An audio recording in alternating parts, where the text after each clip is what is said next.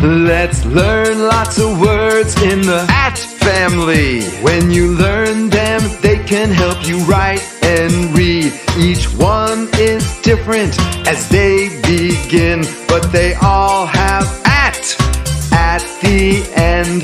Look and listen and say the word. At. Cat. B. At. Bat. S. At.